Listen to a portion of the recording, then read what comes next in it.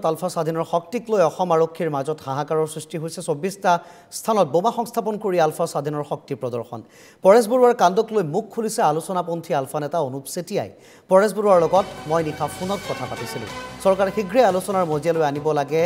আলফা স্বাধীনৰ মুখ্য সেনাধ্যক্ষক বুলি তেওঁৰ মন্তব্য নিৰীহ লোকৰ হত্যা দিলা পুনৰাবৃত্তি নকৰিবলৈ পৰেশ বৰুৱাক অনুৰোধ জনাইছে অনুপ চেতিয়াই এতিয়াও আলফা স্বাধীনৰ পূৰ্ণ শক্তি আছে বুলি অনুপ চেতিয়াই মন্তব্য কৰে ধেমাজি কাণ্ডৰ কলংক পিঠিত লৈ ঘূৰি ফুৰিছোঁ বুলি মন্তব্য কৰে অনুপ চেতিয়াই আলফাৰ শক্তি প্ৰদৰ্শন কৰিবলৈকে স্বাধীনতা দিৱসতেই বোমা সংস্থাপন কৰিছে আৰু আলফা চৰকাৰৰ আলোচনা সন্দৰ্ভত অনুপ চেতিয়াৰ বিস্ফোৰক মন্তব্য আলোচনালৈ আগ্ৰহী আলফা স্বাধীনৰ সেনাধ্যক্ষ পৰেশ বৰুৱা ভাৰত চৰকাৰৰ বিষয়টো এৰাই চলাৰ অভিযোগ চেতিয়াৰ ফলশ্ৰুতিত আলফাৰ এই বোমাতংক আমাৰ জ্যেষ্ঠ সাংবাদিক বিনয় কলিতাৰ সৈতে অনুপ চেতিয়াৰ এক প্ৰতিবেদন আগবঢ়াইছোঁ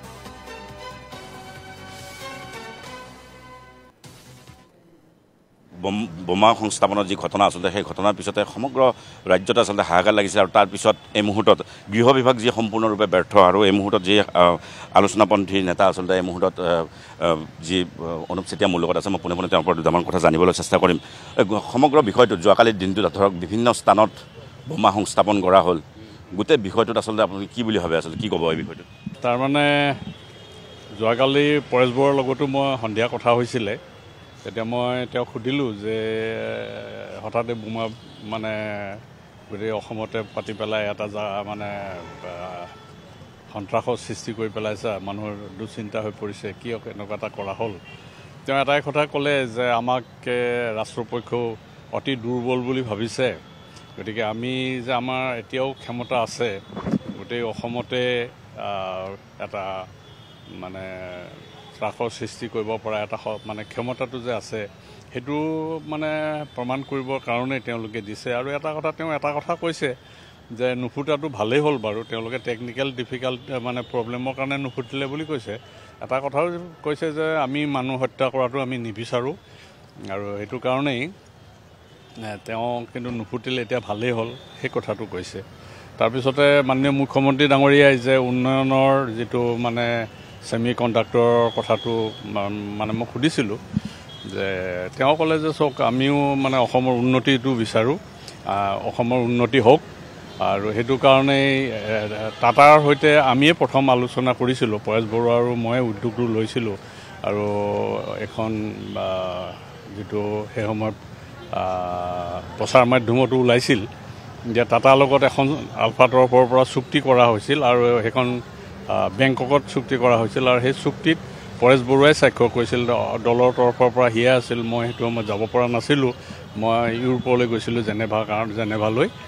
আৰু সেইটো সময়ত তেওঁৱে গৈ পেলাই চুক্তি কৰিছে তেওঁ এটা কথা ক'লে যে চাওক সেইটো সময়ততো আমিয়েই টাটাক আনি পেলাই প্ৰথম যিখন ৰেফাৰেল হস্পিটেল যে চাবুৱাত হ'ল ৰেফাৰেল হস্পিটেলৰ প্ৰস্তাৱটো আমাৰ তৰফৰ পৰাই দিয়া হৈছিল গতিকে সেইটো মই কেতিয়াও মানে উন্নয়ন নহওক সেইটো মই কেতিয়াও নিবিচাৰোঁ উন্নয়ন হওক সেইটোৱে বিচাৰোঁ কিন্তু তেওঁলোকক মানে ধৰক আলোচনা টেবুলে মই আগেও কৈছোঁ যে আলোচনা টেবুললৈ তেওঁলোকক আনিবৰ কাৰণে ভাৰত চৰকাৰে যিভাৱে গুৰুত্ব দিয়াৰ প্ৰয়োজন আছিল সেইদৰে গুৰুত্ব নিদিয়াৰ কাৰণেই তেওঁলোকে এইটো তেওঁলোকৰ যিটো এতিয়াও তেওঁলোকৰ ক্ষমতা আছে সক্ষম এই কথাটো প্ৰমাণ কৰিবৰ কাৰণে তেওঁলোকে যোৱাকালি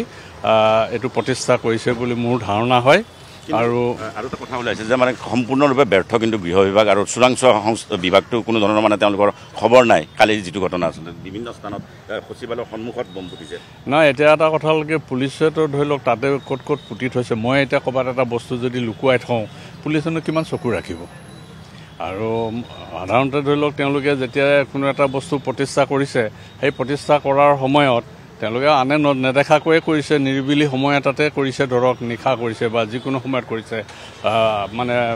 আৰক্ষী বিভাগতো দিনে ৰাতিয়ে পহৰা দি থকা নাই তেওঁলোকেওতো সীমিত সংখ্যকে আছে আৰক্ষীনো কিমান আছে গতিকে এইটো মই ভাবোঁ যে চোৰাংচোৱা ব্যৰ্থতা বুলি নহয় তেওঁলোকে চেষ্টাটো কৰিছে যথেষ্টখিনি আৰু যিহেতু এটা কথা শান্তি আলোচনা চুক্তিত ইতিমধ্যে স্বাক্ষৰ হৈ গৈছে স্বাক্ষৰ হোৱাৰ পিছত যিখিনি কাম কাজ ধৰক এতিয়াও বাকী আছে সেই কাম কাজখিনি এই ধৰণৰ গতিবিধিয়ে কিছু ব্যাঘাত জন্মাব নেকি